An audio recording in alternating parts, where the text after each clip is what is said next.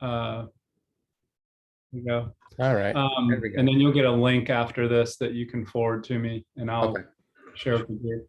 I see Kink's on, so go ahead, and I think she's limited as to just kind of watching. I don't think she can, Yeah. her No worries. microphone's kind of jacked up. So let's. So please ask any questions, because I seem to be adding things to this. You know, every time I do this little presentation, I add things to it. So please ask questions.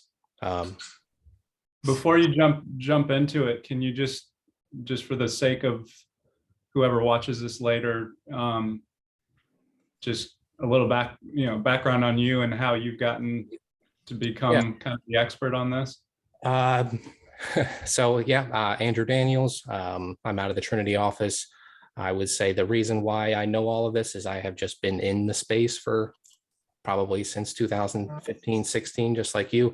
I never really looked at cryptocurrencies as an asset. I just used it to transact, to buy things. And if you're familiar with, the dark web, that's really where all the cryptocurrencies really started to take off, is people started selling things online, and you could essentially not have to use your bank account information, not have to use any sort of KYC information to transact. So I was, we and a bunch of friends, we found it, we bought it, and we realized we could buy things with it. So since then, we just used it as to purchase, and not really looked at it as like a asset or something that you could borrow against, or obviously nobody really saw what the whole technology was until, I would say, just a couple years ago. So I would say I'm really just in the space. Twitter is a really good app that has a really good space to learn things if you follow people. Now I know Twitter is, people don't like Twitter for, news and politics, but the crypto NFT scene is where people normally talk. Discord, if you haven't heard of Discord is another place where people are congregating and kind of relaying information about this technology. There's different groups that you can be a part of. Some of them are closed. You need invites to get into most of them. So it's really just, being on Twitter, being in Discord, talking to people, communicating, and, it's just like any other social network. Discord just has a little bit more privacy rules. So that's how I got into it. I got into crypto and real estate right when COVID happened. I found Proppy pretty much right when you guys took over Remax Advantage. Did a little bit of research on Proppy, started buying their token. And then for the benefit of everybody, again, Proppy is Yes. one of many cryptocurrencies. Yeah, Proppy is a cryptocurrency, or they call it a token. They are essentially the real estate platform to log deeds on the blockchain. So right now they have the platform to be able to incorporate blockchain and title and all of the aspects that we'll go into. But Proppy seems to be the first one. I do think that there is going to be many more just like them, but they're the first ones.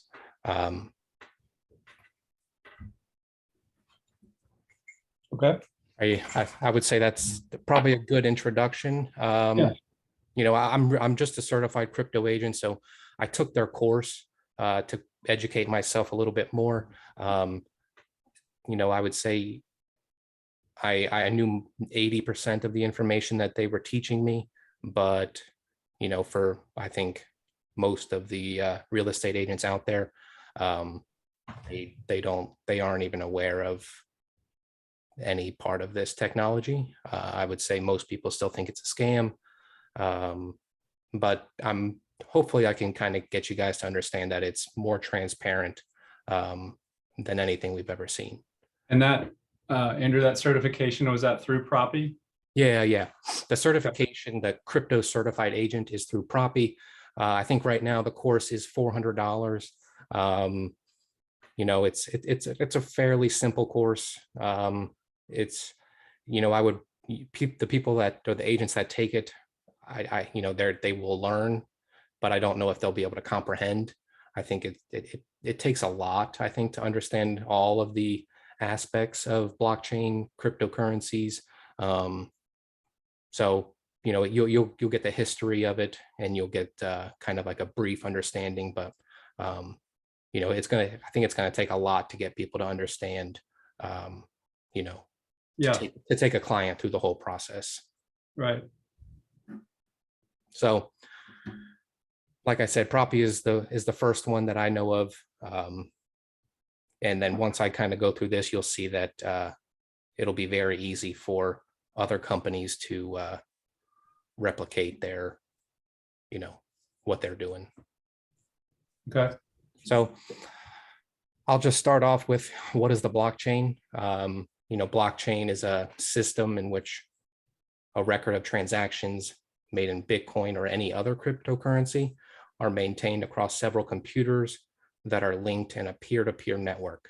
How I kind of tell people to understand what the blockchain is like a digital form of record keeping, or it's like a digital courthouse. You know, when you go to the courthouse, you have all the permits, tax records. It's essentially like an online version of the courthouse. Anybody can access it. Anybody can get the information. But if you want to know certain information, like mortgage rates or, you know, actual contract specifics, you need to be a part of the contract to really find out the specifics. I kind of had this diagram here. I have centralized, kind of like, if you look at the white box, I would say that is like Facebook. You know, we have, and then the blue dots are every user. So you have every user connecting to Facebook's platform. And then if Facebook goes down, no other users are able to use the platform. I look at, and then I'll just go over to distributed. Distributed is where if one block goes down, it doesn't cripple the network at all. So this is how the blockchain is logged. It's how it runs. So no one person, no one government, no one entity can take down the blockchain because it's ran on a distributed network or a distributed ledger. Does that kind of make sense? Yeah, I mean, again, that's where it starts to get, I mean, Right. Immediately hard to get your head around. But I think my understanding, and correct me if I'm wrong, is by that distributed functionality, part of the allure of blockchain is that it's very secure and it's very stable. Correct. Although the prices are not stable, the technology and the structure of it is extremely stable. Correct. So if, you know, peer-to-peer network, what that means is essentially, you know, me and you doing a transaction peer-to-peer, that there's no intermediary, there's no middleman, there's no, you know, there's nobody in the middle to say we can't do things, charge us more to do things. We are just transacting peer-to-peer wise. So that's why if one block goes down, or if 2 blocks goes down, or if 5 blocks go down, we are still able to transact, communicate, network. Okay. Digital or virtual currency, that is what cryptocurrency is. So if you look at, so there's either a currency or there's a token. So right now, you know, I don't know how much you guys are aware of XRP.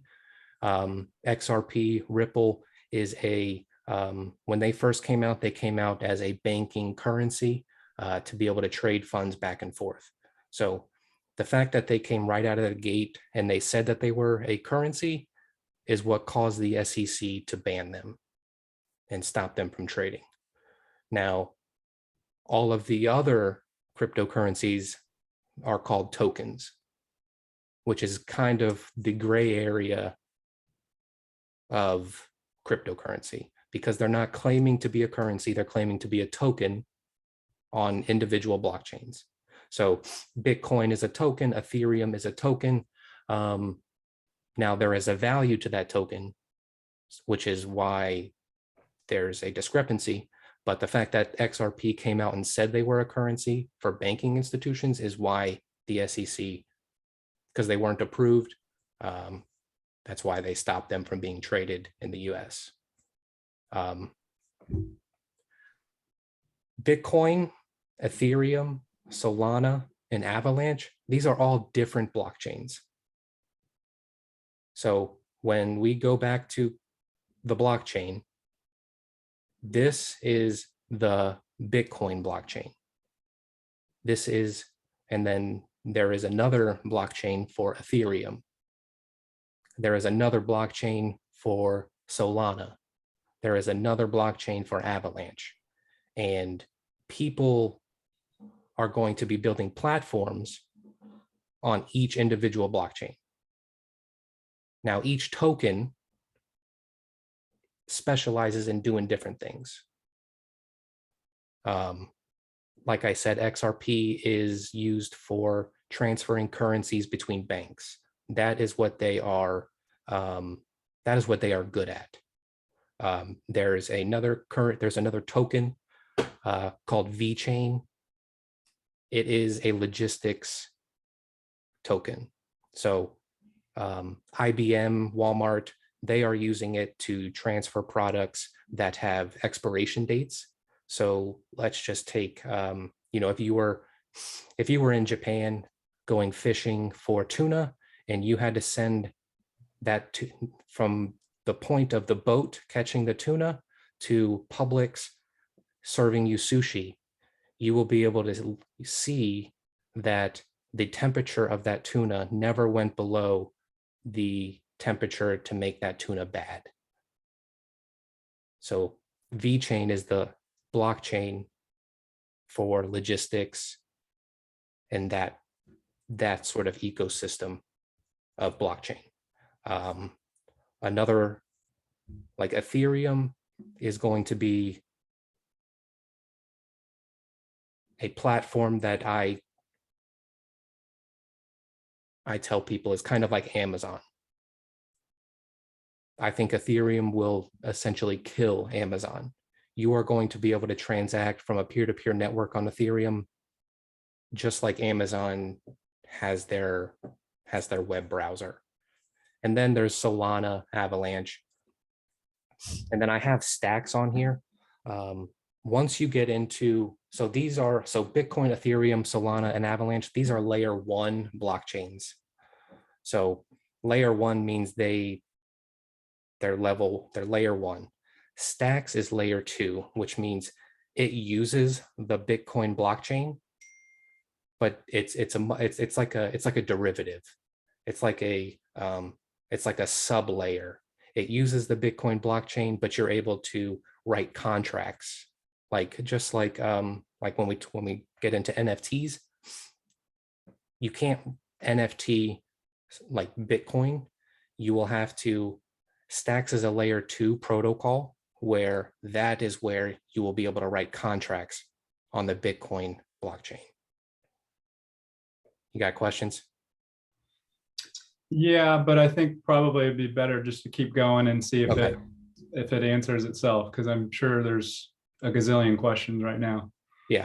So I mean, pretty much everything is being determined as a token until we can get past SEC regulation. Essentially, everything is a token. NFTs are tokens. Ethereum is a token.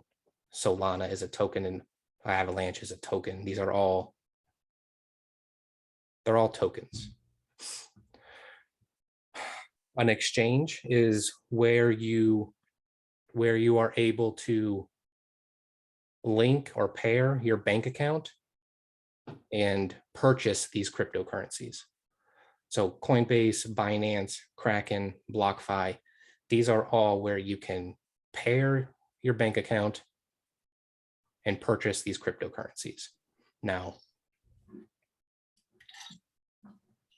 This is where you can sell and then also take your money back out of the crypto. So there's USDT, which is a like a dollar denominated currency. Tether is another dollar denominated currency, which means they don't change in price. They're always a fixated amount. So those are the currencies that are used to transfer back to your bank account when you want to sell the tokens. Crypto wallets is how you will store your currencies and tokens. Okay, so a wallet is different than an exchange, because when you, let's just say, almost everybody I think is familiar with Coinbase now.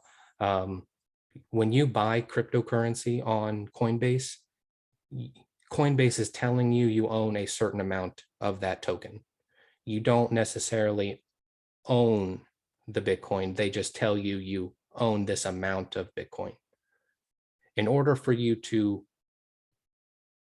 actually take the currency and into your own hands, you have to put it into a non-custodial wallet. So a non-custodial wallet is essentially just a software platform written on the internet.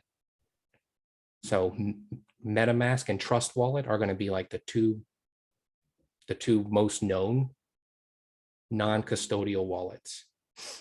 Okay, so I'll pair my bank account to Coinbase. I will buy Bitcoin, and then I will transfer that Bitcoin to my crypto wallet so that I have access to my Bitcoin forever and always. Now, right now, there's governments out there saying they're going to ban Bitcoin. They're going to stop transactions of Bitcoin. They are not going to be able to do anything if I own my Bitcoin on a non-custodial wallet. There's nothing they can do. They can stop me from transferring it to, Coinbase and then to my bank account. But there are other ways for you to get your Bitcoin to your bank account without Coinbase. So a custodial wallet is like Coinbase, Kraken, BlockFi, Binance, if you're familiar with Binance. Those are all custodial. It means they say you own the cryptocurrency, but you don't own the rights to the cryptocurrency. How you open a crypto wallet is it's very simple. You go to Metamask or Trust Wallet, and then you make an account. They don't ask you for any private information. They are only going to give you a 12-word key that you will write down and save. So that way, if you ever, let's just say I go over to Peter's house, I leave my phone at home, but I wanted to access my crypto wallet, all I would have to do is go to the MetaMask website, type in my 12-word, it's called a seed phrase, and then I'll be able to access my wallet. So I'll be able to access my wallet from any location, anywhere in the world, as long as I have internet service. Hot and cold wallets. Hot wallet is connected to the internet. A cold wallet is like this Ledger Nano, and that is equivalent to storing money under your mattress. So essentially, it's like a USB drive you put into your computer. You transfer your money from your MetaMask wallet to your Ledger Nano, and then you take that USB out of your computer, and then you hold up, you essentially hold your cryptocurrency on a wallet that's a USB drive, and it's not connected to the internet. Nobody can take it from you. But also, if you forget your private key or you lose that USB, the money's gone forever.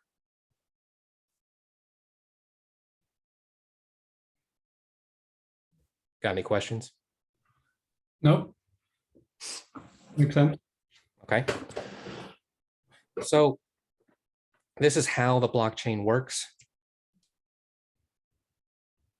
Peer-to-peer network, like I said, if Peter and I were to transact, a transaction is requested. Let's just say I'm buying a house from you.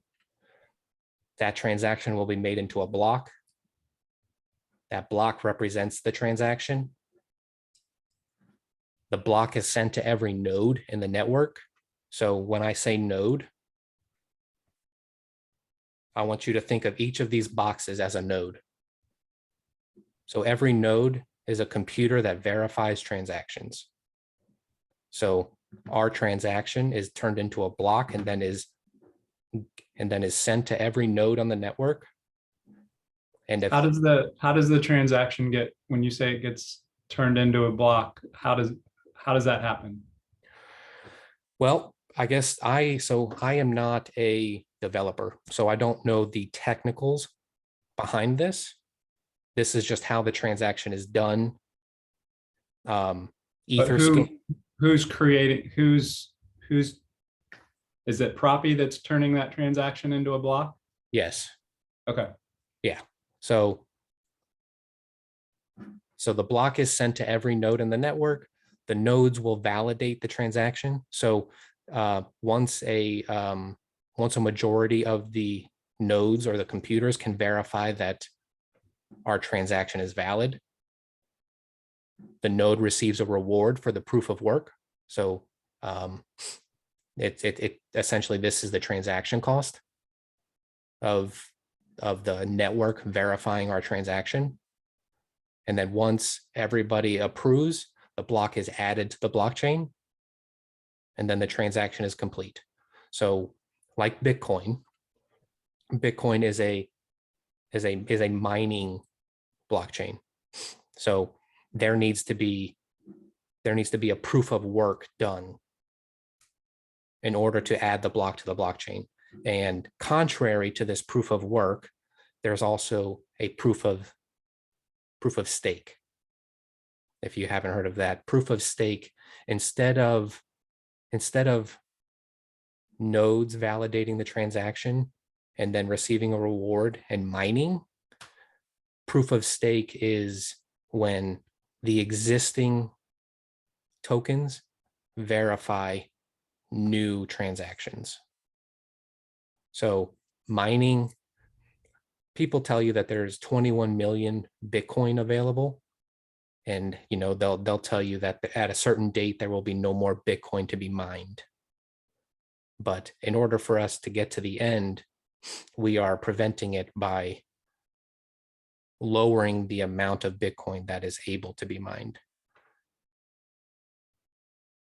So there are other blockchains out there that work on a proof of stake, but right now, Bitcoin and Ethereum work off a proof of work. So when a transaction is done, it's turned into a block.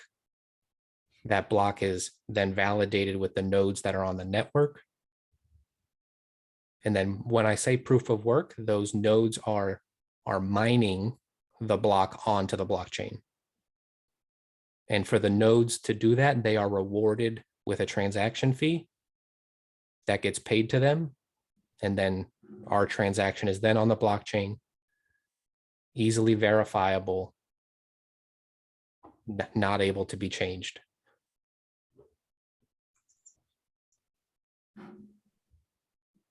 You have questions on blocks, nodes? I mean, I don't know the technicals of how to do this.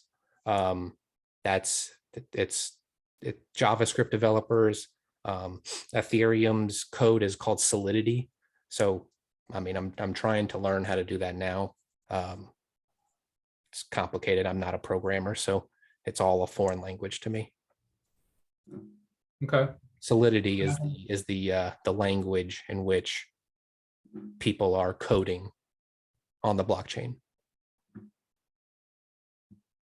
For all blockchain or for specific? Just Ethereum. Okay. So Solidity is the only language for Ethereum. There's different languages for different blockchains. Okay. So what is a smart contract? It's a contract that is encrypted on a shared ledger. So it's a contract that's encrypted on a blockchain. A smart contract is self-executing and self-enforcing. So once a contract is written, it is minted on the blockchain.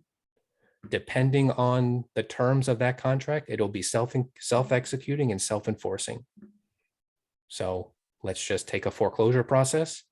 Once a client goes past 3 months of non-paying their mortgage, right off the bat, that property will go towards, whoever owns the debt. There's not going to need to be, there's not going to need to be a court process. It'll be self-executing, self-enforcing, and they are going to agree to these terms when they purchase the property. Smart contracts are written on Ethereum, and that is it. And right now they're only on Ethereum because that is where all the money is right now. We are going to see Cardano, we're going to see Solana, we're going to see Avalanche, we're going to see all these blockchains, come to fruition once more people understand the technology. Proppy is on the Ethereum network. They are talking about going on the XRP blockchain. They're talking about going on Algorand blockchain. They're also talking about going on Bitcoin blockchain. So down the road, there's companies out there right now that are integrating all of these blockchains to one so that they will all communicate together. But right now they are individual blockchains and they all have individual tokens. If you're familiar with DEXs, DEX, it's a decentralized exchange. That is where you can trade these layer 2 currencies. But the most important thing is these smart contracts are going to be written just like any contract you as a lawyer write, any sort of insurance, any sort of real estate contracts, anything that is a contract that we write now on paper is going to be programmed as a smart contract and then executed on a blockchain or a shared ledger. And it's going to be self-executing and it's going to be self-enforcing.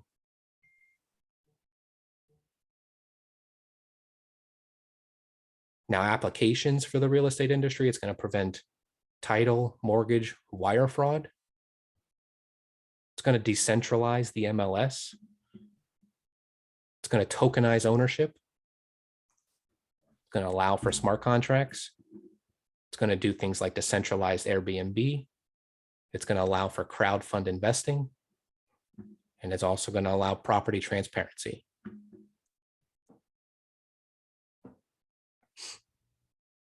So right now, I'm a certified crypto agent. I have access to Proppy transaction platform. I am able to do this now. So I am able to log a deed on the blockchain. And how this is done, there is a MLS zip form that's in MLS remarks. So essentially I can put a link into my realtor remarks that will have all agents submit their offers through a link, which, people have that now, where they want you to fill out the offer documents or the offer information through their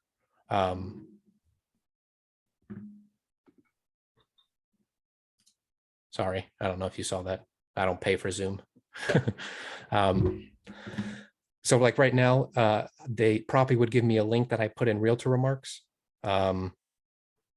where the agent would fill a box that, offer price, escrow amount, pre-approval amount, and they would pretty much go through all of the offer documents through Proppy's transaction platform. Okay. Proppy's transaction platform has DocuSign built in. They have a money transmitter API, which means that you are able to deposit escrow through the platform.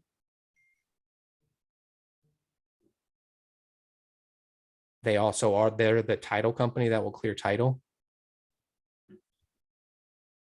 And then depending on how you want to close, they have e-recording and all these documents available to close.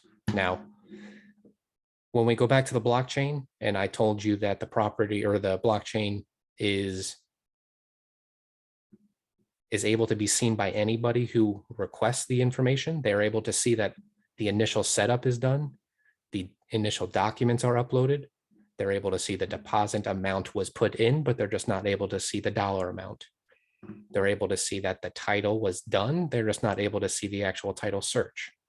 They're able to see that the buyer either did or didn't get a mortgage, but they're not able to see the terms. They're able to see the disclosures were uploaded, but they're not able to see the actual disclosures, and then so on and so forth. So right now, I would give access to our title company to upload their title documents into the transaction platform. I would give access to my mortgage lender to have access to the property transaction platform for him to upload all of the mortgage documents, and vice versa, going all the way down the line. And then once everybody puts in their documents into the property transaction platform. So Andrew, just for a second, back to the documents. Mhm. In our case, in our company's case, would that be our required documents? Like, would it be the Florida Realtor documents and Yes. contract and addendums and all of that? Or Yep. does Proppy control the actual documents that are used? Nope, it is your documents. So Proppy is just a storage Yep. and Proppy, ledger of the transaction. yes, And correct. they're compiling all of that information and creating that blockchain. Is that Yep. okay? So this is a picture of a deed with a blockchain address. So essentially, once all of the parties of the real estate transaction put their information onto the property transaction platform, they will then do the minting, or they will essentially hash onto the blockchain this QR code, where you'll be able to verifiably see that all of this information was done on the blockchain.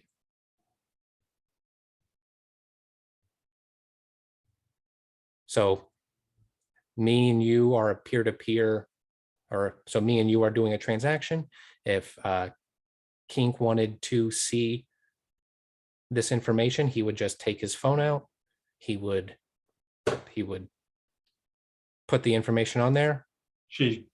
Sorry, Kink. We haven't met. I'm sorry. I think we met once last year. I'm very sorry.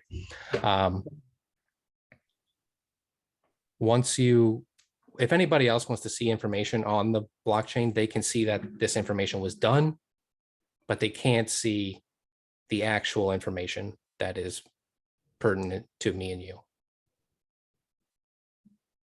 So again, I mean, under this scenario, that QR code and that block that was created, is that supposed to equate to title?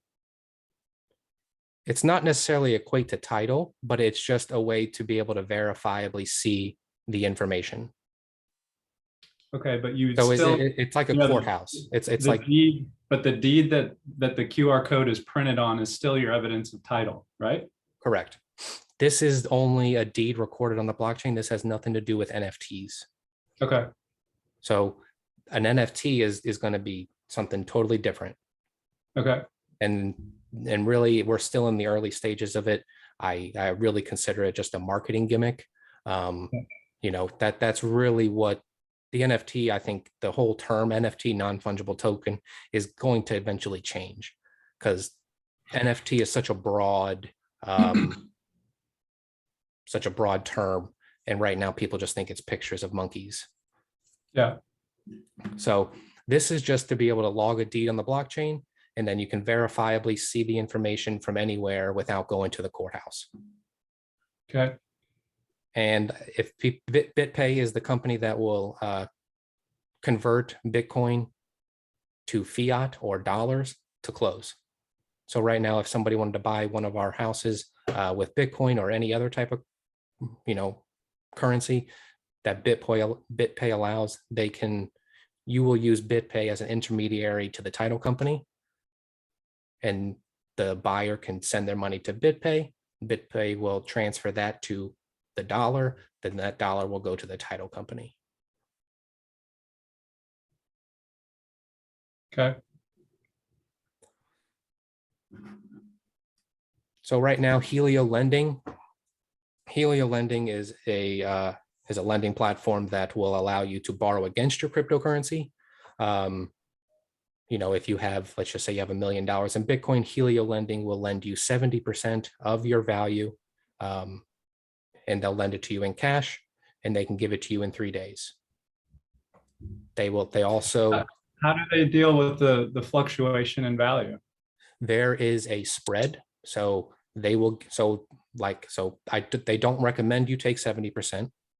So obviously, if you are borrowing 70% against your crypto assets, you know, the spread will be very little, and there's a high risk of you getting margin called. So just like anything else, we wouldn't recommend you do that, but they allow that. There's a spread. Let's just say, you know, crypto's trading between 30, you know, they're trading between 37 and 38,000. They will lend you the money between 30 and 40,000.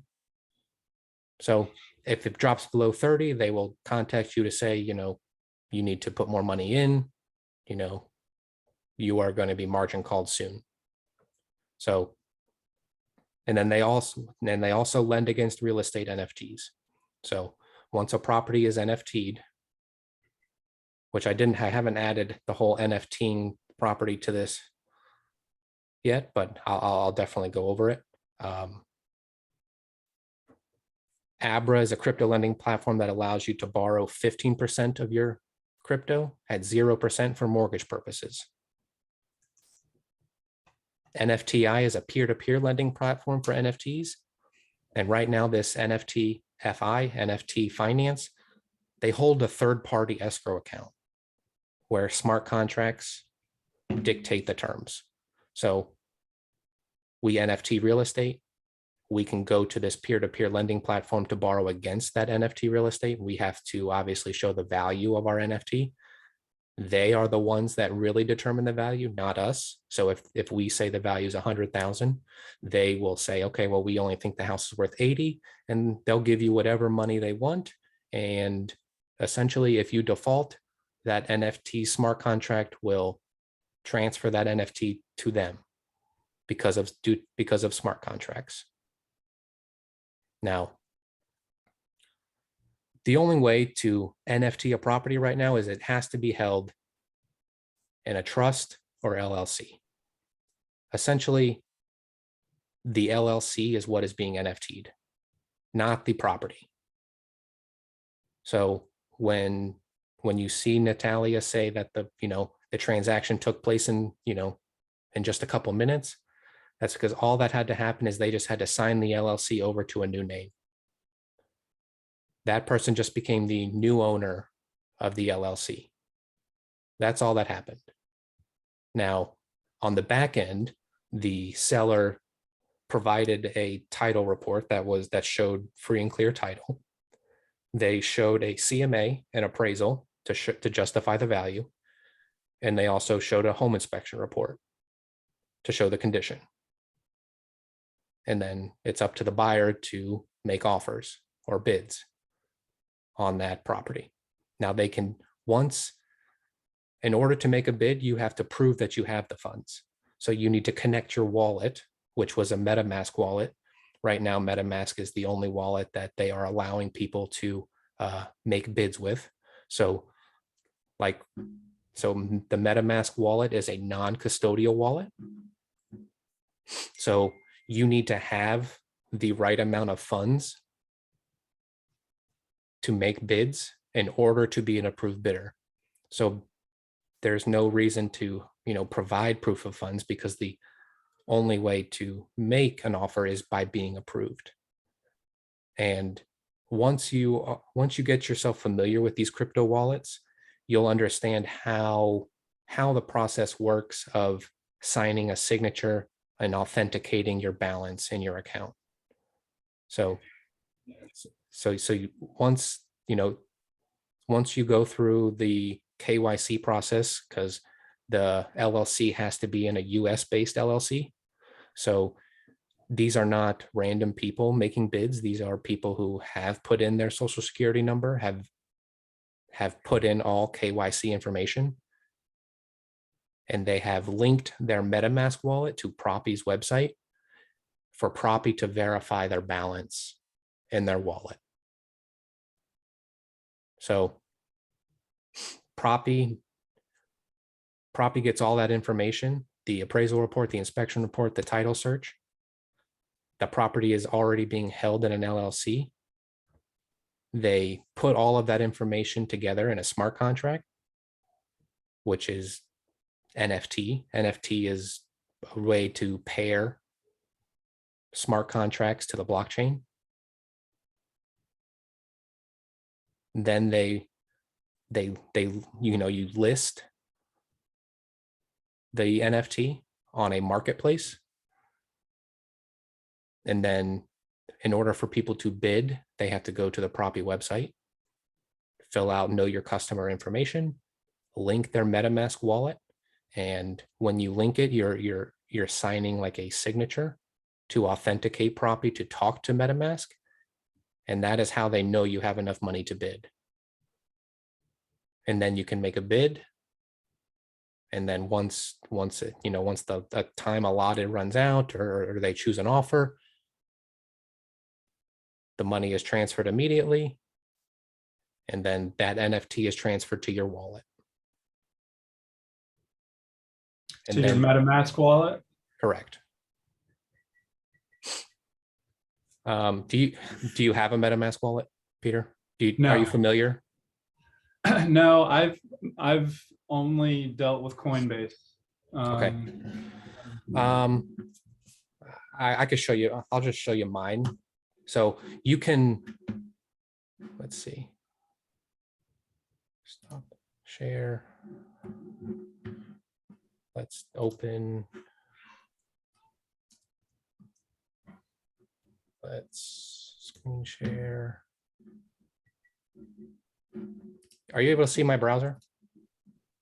Not yet.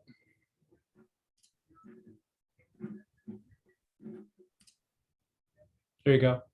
Got it. Well, right. I can, yeah. Okay. OpenSea is the platform where all of the NFTs are being traded. Now,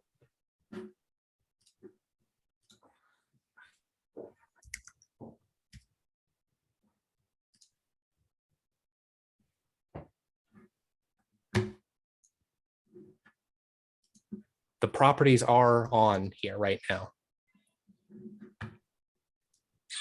I can't search them real quick. Anyways, so right up here in the top right-hand corner, this is my MetaMask wallet. MetaMask is linked to the browser you use. So right now I have a Google Chrome browser. I would go to MetaMask.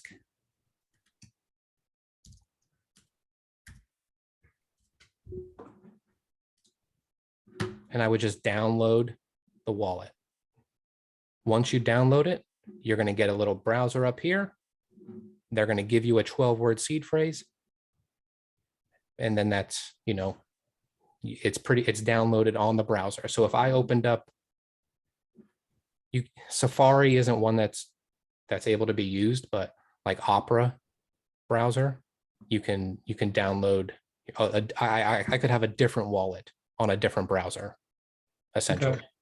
So this is my wallet, my MetaMask wallet.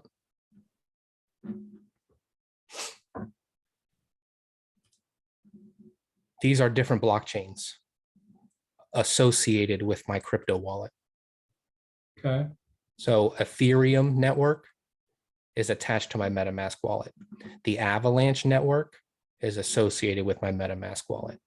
The Binance blockchain is associated with my MetaMask wallet. Hero Wallet is where I have my Bitcoin blockchain. This is my Bitcoin wallet. Or my what's the motivation or reason to have them have more than one wallet? Well, right now you have to have certain wallets for different blockchains. Okay. So MetaMask is the most used, and they allow you to talk to the most amount of blockchains. Okay. So I can add a network. So think of Binance, Avalanche, and Ethereum as a network. Yeah. So I can add a network, and then I fill out this information, and then I could add a new network to my MetaMask wallet, or I could add a new blockchain to my MetaMask wallet. Now, right now, MetaMask supports the majority of them, but not all of them. So that's why I have a hero wallet for Bitcoin, or Stacks. Stacks is the layer 2 level to Bitcoin. This is Phantom Wallet. This is the wallet that I use for my Solana blockchain. Okay. All right. OpenSea is the transaction platform for Ethereum NFTs, essentially. So let me see if I can. So the NFT that Proppy creates Yes. is basically created in OpenSea. Well, they create it through their platform. Well, they create it through their developers. So Who's that? Proppy's developers are the Solidity developers. Okay. So their developers are the ones who are minting onto the blockchain. When you mint on the Ethereum blockchain, you can access all NFTs through OpenSea. Okay. OpenSea is just the most popular one right now. Coinbase is going to come out with a platform that is probably going to dominate. And there's also tons of different. This is just a means. So OpenSea is almost like a transacting platform. It's like you know, so like if I an were to, eBay for NFTs. correct. So these are all the NFTs that I own in my wallet. Okay. All of them do different things. Okay. NFTs are going to be used for ticketing events. They're going to use anything. They're going to be anything that you can attach a contract to. So when we want to go to a sporting event, we are going to, essentially the NFL is just going to give you an NFT, and you're going to have to authenticate the NFT with their platform to show verification, rather than them giving you a paper ticket. Right. They're gonna give you an NFT. So this is where I start to, have a, and I think everybody has a challenge. You purchased all of these, right? correct. And so you purchase them with the hope and I'm assuming plan that you'll profit off of that, right? Somebody will want to pay more for that, any one of those NFTs, correct? Correct. This is a hobby, and Right. I don't want to confuse these pictures with what we're actually talking about real estate. Okay, that's fair. Okay. Yeah. Now I bring that up because anytime you do a transaction on the blockchain, you have to authenticate it. So if I want to, so right now, I am not selling this. This is a comic book. Okay. I bought this comic book for $50 and I do not have it listed. Okay. So I just own this comic book. It's an NFT, and people are giving me offers of $366. So they can see that I own it and they can just make me an offer, but it's not for sale. Okay. So once, if I wanted to sell it, I would hit sell. I would click my price. Let's just say I'm going to sell it for one.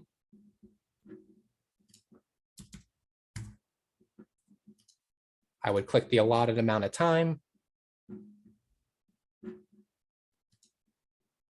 complete the listing, and then it comes up with all of this. Are you able to see the signature request on the right-hand side? No, I can just see the initialize your wallet, approve. Okay. Maybe I have to share this.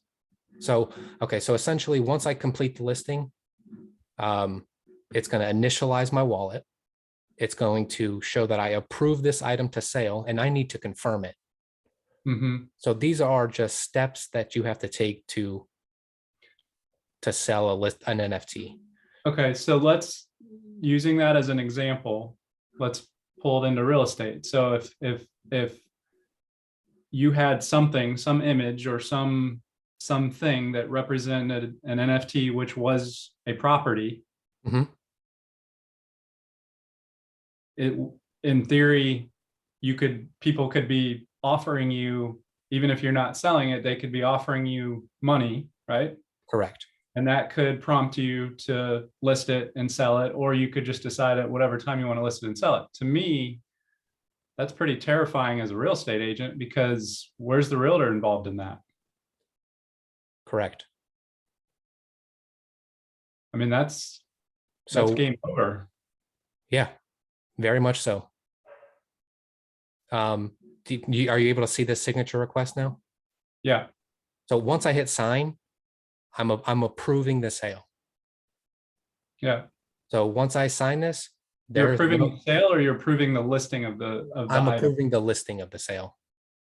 Okay. So right now people are offering me, $300, $400 for it.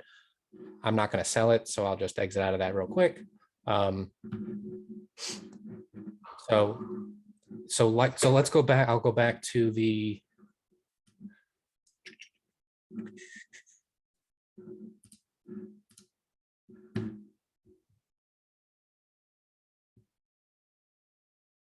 so the property transaction platform, when they give you that link, it allows for buyers to submit their offers.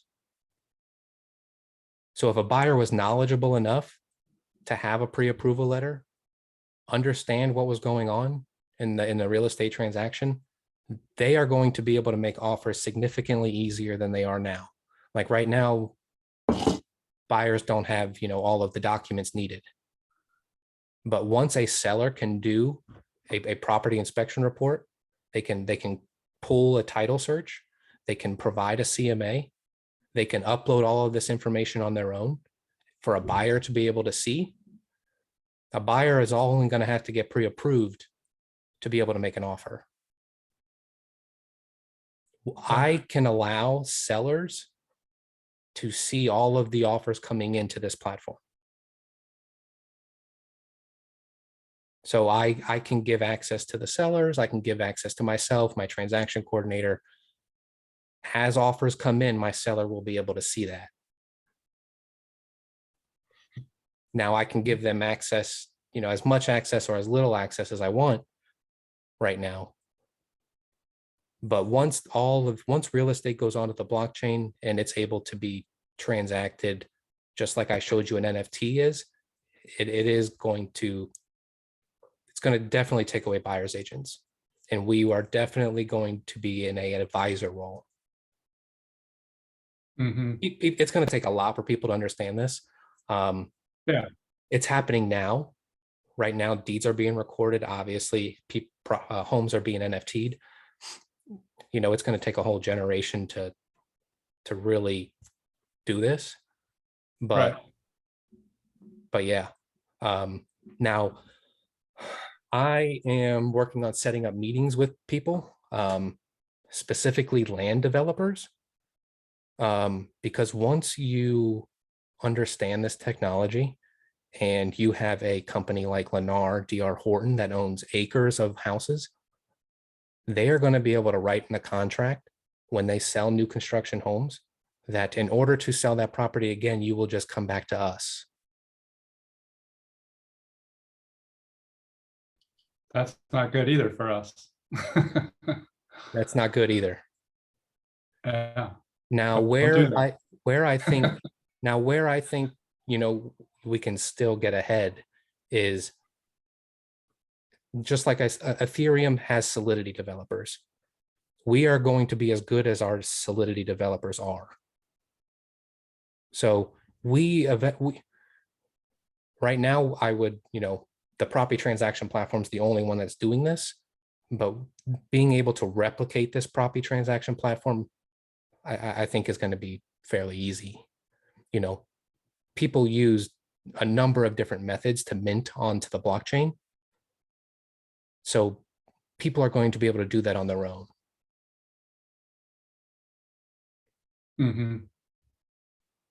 But where once you you have a land to develop on, and you're able to build on that land and then write any contract and onto the blockchain, you can essentially say whatever you want, or you can write whatever you want into the contract. And people looking at new construction, especially buyers, they're not going to care about giving the house back to sale for Lennar to sell. They're not really going to care if you're only going to charge me 1% for me to come back to you to resell it. All right, okay, great. Now the blockchain is going to allow for tokenization. So if once if we have like luxury estates or very desirable homes, we're going to be able to fractionalize ownership, kind of like what Picasso's doing. Picasso's a perfect example of use case and then just adding the blockchain to what they're doing. Picasso's allowing like up to 8 individual owners to own one house, and they're doing that through the LLC. Right. Integrating the blockchain into that is going to be perfect. Once you're able to list your house as an NFT, you're not going to have to go through Airbnb. Once you have a rent, I mean, obviously HOA rules, county regulation, that's separate. But once an owner can, be able to market their property as well as our MLS does, it'll hurt. Yeah. Okay. Well, what's aside from just a point of differentiation and some marketing, what do you see as the play today, recognizing that adoption is pretty minimal today? Right now there are a lot of people with Bitcoin and cryptocurrency. So I mean, I have a very small YouTube channel where I talk about this, and I've had 2 people reach out to me with over 3 million in Bitcoin because they haven't been able to talk to anybody about this. And I was able to get somebody logged on or verified on the property bidding website for him to there was 300 people who were verified to bid on that NFT, but only 2 people. Talking about the one in Tampa? Yeah. I mean, the auction. Yeah. Yeah. Gulfport, St. Pete. Yeah. Yeah. There were 300 verified bidders with only 2 bidders. Okay. So it just shows you that, people are watching, but, do they really want to buy the house as an NFT? I think people don't know enough to really do it. It was a female developer, I believe, is who bought it. Okay. So right now, I know a lot of people own crypto in different formats. I would say, my opinion is most of them are either doing it as an investment vehicle, which is extremely risky, but so there's extreme gains to be made. But I would say that, and correct me if I'm wrong, that the majority of mainstream crypto users aren't intending to transact with it. So that's why I brought up Helio lending. Helio lending will let you borrow against your crypto without selling it and give you cash. So I'm working on, getting people to borrow against their crypto. So if they borrow against it, they're not causing a tax event, and they're able to offer cash on properties, just like they, just like they would normally. Now, it has better terms than hard money. And essentially it's less risk. Well, but there's still the risk of a call, right? I mean, Correct. that's a very real risk, Right. right? I mean, right now, I wouldn't recommend doing it right now with what's going on. You know, it's real risky. We're probably about ready to see the most amount of margin calls we've seen in a long time. Right. So right now is probably the worst time to do it. But I mean, that's where I would advise people not to do it. Yeah. Okay. I would say, I go to the risk side of things as a broker and as an attorney. Mhm. You know, I would imagine these platforms cover their butts plenty well, but I think you need to be also making sure that you're covering your butt as because you obviously are, to this extent an expert, but you don't want to be, you don't want your words hanging you either, Of course. So I mean, I think it's interesting. I can see where it's going. I definitely see the benefit of it, but I also, just the adoption side is just going to be, it's going to be interesting to see what motivates people to really, jump on this bandwagon, and whether that's just time, like you say, a generational thing, or some event that we don't know, that pushes everybody to this platform. Well, right now, I mean, real estate is not a liquid asset at all. You're not able to, liquefy it without selling it or refinancing it. I'm a part of Theo Petra. It's just a small startup company where we're working on self-repayment mortgages. So what that means is once a property is on the blockchain, and then you refinance it through one of these blockchain companies, I will have access to the equity immediately. Just from the debt to income ratio of the house. So $100,000 house and I have 80% debt, I will be able to use my 20% equity to stake, to earn interest, to pay back my debt. So if you're not familiar with staking, you are able to earn interest off of your cryptocurrency tokens. I'm sure you've heard, have you heard of staking before? No. So essentially, if I own, let's see, it's easier for me to show you a lot of this stuff just because of what's. So once you're able to get the property on the blockchain, everything is verified from a debt to income or debt to income ratio.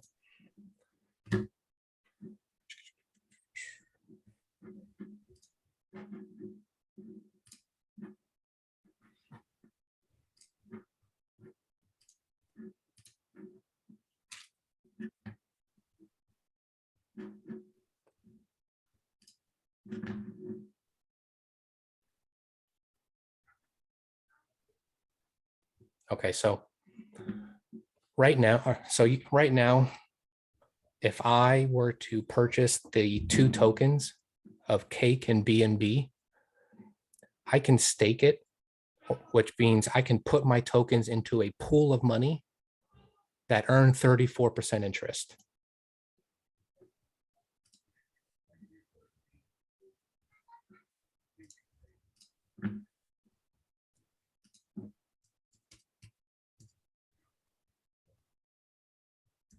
So if I put $10,000 into this pool of money for 1 year, I'll make $3,716. PancakeSwap is a decentralized exchange. It's a DEX. It is where I am able to stake money, or essentially put my money with other people to authenticate other transactions. So when I go back to this when I go back to my self-repayment mortgage and I tell you I'm going to stake 20%, I can use 20% of the value of my house to stake here to earn interest to pay back my mortgage. Does that make sense? It does, but I mean, you're I know. you're banking on the liquidity of that Correct. particular fund to Correct. have the money when you want it back. Correct. That's risky.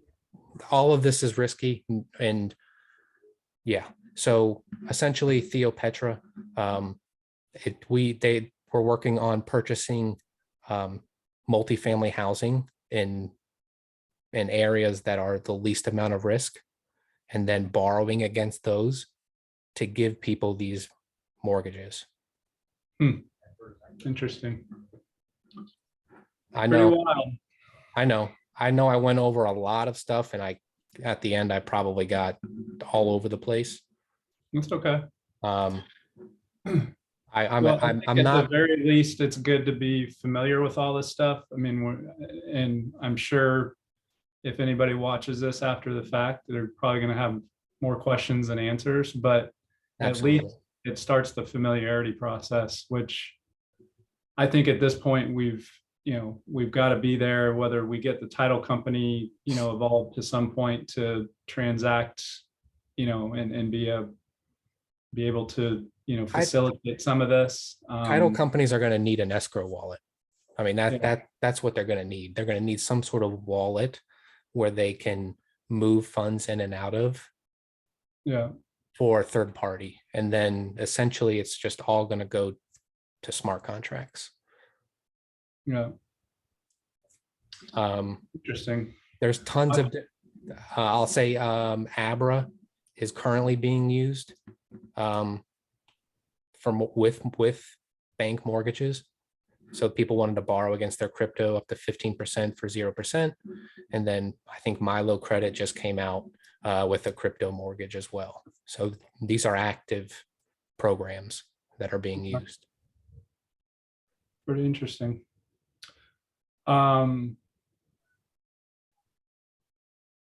Okay. Well, I mean, I think this is a great starting point. I think as I digest this a little more, this might be something we may be interested in, possibly asking you to, and we won't do it for free, but ask you to share some of this with the agents, if that's something that you. Absolutely.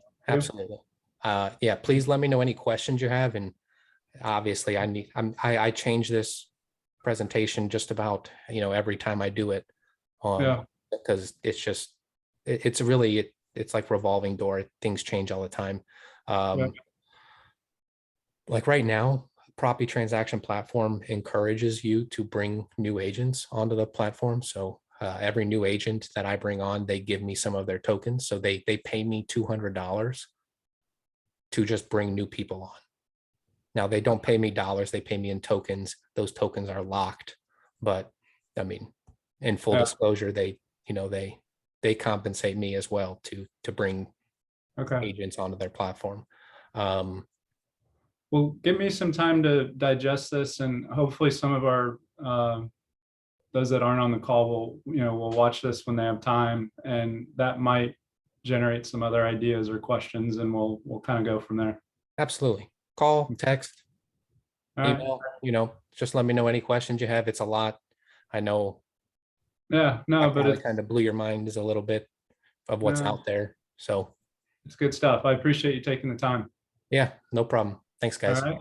Thank you.